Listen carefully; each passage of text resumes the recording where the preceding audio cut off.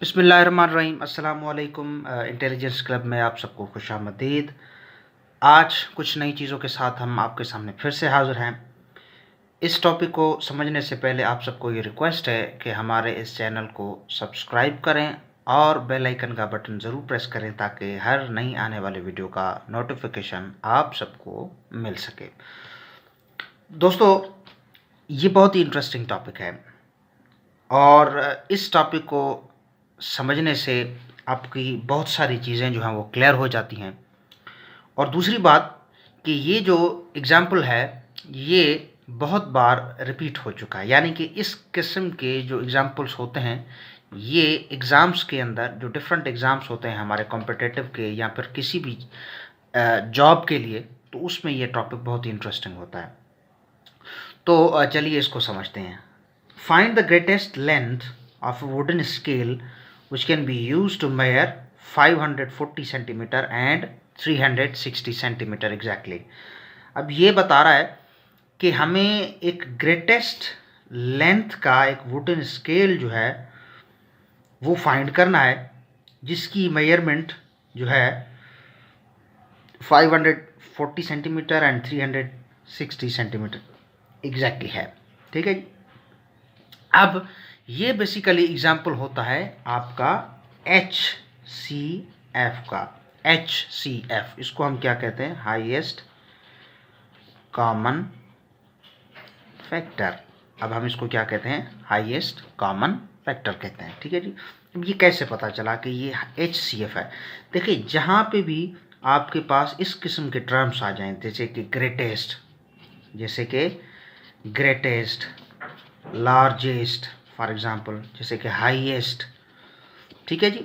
तो ये जब किसी बड़ी चीज़ के बारे में पूछ रहा हो, ग्रेटेस्ट, लार्जेस्ट, हाईएस्ट, तो इस किस्म के जब एग्जांपल्स पूछे जाते हैं और 2-3 वैल्यूज़ आपको दी जाती हैं तो उसमें हम HCF फाइंड करते हैं। ठीक है जी, उसमें हम HCF फाइंड करते हैं। तो चलिए इस एग्जांपल को भी फाइंड करते हैं कि किस तरह HCF फाइंड किया जाता है।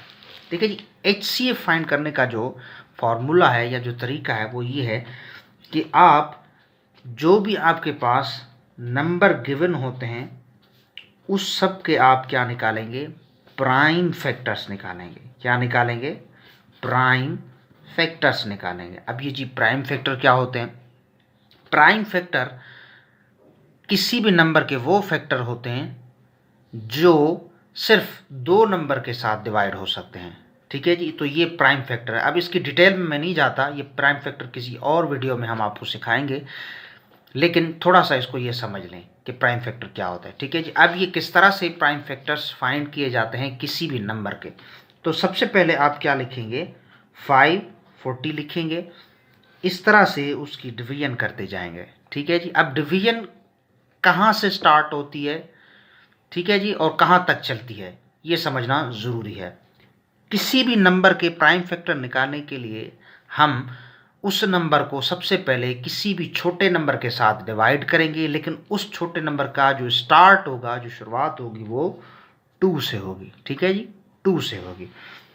चले जी, अभी ये 2 से हो गया तो हम इस नंबर को उस नंबर तक डिवाइड करते रहेंगे जब तक ये एग्जैक्टली डिवाइड होता रहेगा। अगर ये एग्जैक्टली डिवाइड नहीं होता तो हम इस नंबर को स्किप कर देंगे, फिर अगला नंबर जो होगा यानी 3 पे चले जाएंगे। फिर उसके बाद ऐसे ही वो 3 अगर उस नंबर को डिवाइड कर लेता है तो ठीक, नहीं करता तो हम आगे चले जाएंगे। ठीक है जी। तो चलिए इसको स्टार्ट करते हैं। अब 2 की जो टेबल है 540 पे लगाएंगे तो ये 2 टाइम्स, फिर ये हमारे पास 270 बन जाएगा। ठीक है जी। अब फिर से देखें 2 की टेबल जो है 270 पे लग रही है तो ये कितना टाइम्स लगेगी? ये हमारे पास 1 टाइम, 3 टाइम्स एंड 5 टाइम्स, तो 135 हो गया।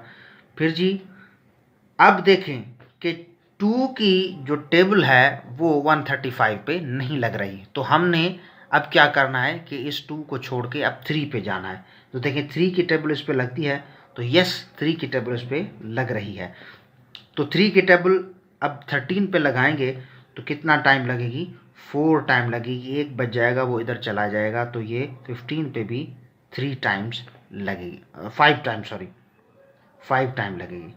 अब देखें फिर से जो है वो 3 की टेबल इस 45 पे लग रही है, तो वो कितने टाइम लगेगी, 15 टाइम लगेगी। अब 3 की टेबल 15 पे 5 टाइम लगेगी। अब देखें 3 की टेबल नहीं लग रही 5 पे, और फिर देखें आप 4 की टेबल भी 5 पे नहीं लग रही, जस्ट 5 की टेबल 5 पे लग रही है 1 टाइम।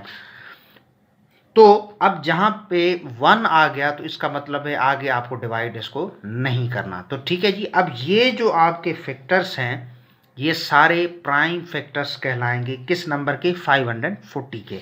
ठीक है जी, तो अब मैं इसको यहाँ पे लिख लेता हूँ कि 540 के जो हमें प्राइम फैक्टर मिले हैं वो 2 मल्टीप्लाई बाय 2। मल्टीप्लाई क्यों कर रहा हूँ कि इन नंबर्स को जब मैं मल्टीप्लाई करूँगा तो मुझे ये वाला 540 नंबर मिल जाएगा। ठीक है जी, तो इसको इस तरीके से मल्टीप्लाई करके रखते हैं। अब 3 है 2 बार, और ये तीसरी बार 3 हमारे पास आ गया, और ये 5 एक बार हमारे पास आ गया। इसी तरीके से हम इस 360 का जो है वो भी प्राइम फैक्टर्स निकाल लेंगे।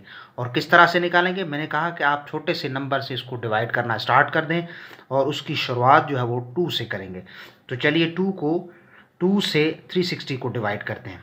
तो ये कितना टाइम डिवाइड करेगा, इसको 1 टाइम करेगा, इसको इधर चलाया जाएगा 1, तो 8 टाइम्स इसको डिवाइड करेगा और ये 0 बच जाएगा। ठीक है जी, अब फिर से 2 इसको डिवाइड कर रहा है तो 90 टाइम्स इसको डिवाइड करेगा। फिर जी 2 और इसको डिवाइड कर रहा है 45 टाइम्स इसको डिवाइड करेगा। फिर जी अब 2 जो है 45 को डिवाइड नहीं कर रहा, लेकिन 3 जो है वो कर रहा है कितने टाइम्स, 15 टाइम्स में। फिर जी 3 की और भी टेबल लग रही है 5 टाइम्स। अब देखें कि 3 की टेबल भी नहीं लग रही 5 पे, और 4 की टेबल भी नहीं लग रही, तो 5 की टेबल 1 टाइम। तो अब हम इसके भी जो फैक्टर्स हैं 360 के वो निकाल के रखेंगे। तो 1 2 3 टाइम्स जो है वो 2 हैं, फिर ये 3 एंड 5। ठीक है जी, अब क्या करेंगे, अब आप जो है यहाँ पे ये जो जगह बनी है यहाँ पे अब आप वो नंबर निकालेंगे जो कॉमन होंगे। देखिए 2 यहाँ पे भी है, 2 यहाँ पे भी है, इसका मतलब ये कॉमन पेयर हो गया। 2 एक यहाँ पे है, एक और यहाँ पे है, तो ये भी एक कॉमन फैक्टर हो गया। इसका मतलब ये है कि आप कॉमन फैक्टर निकालेंगे।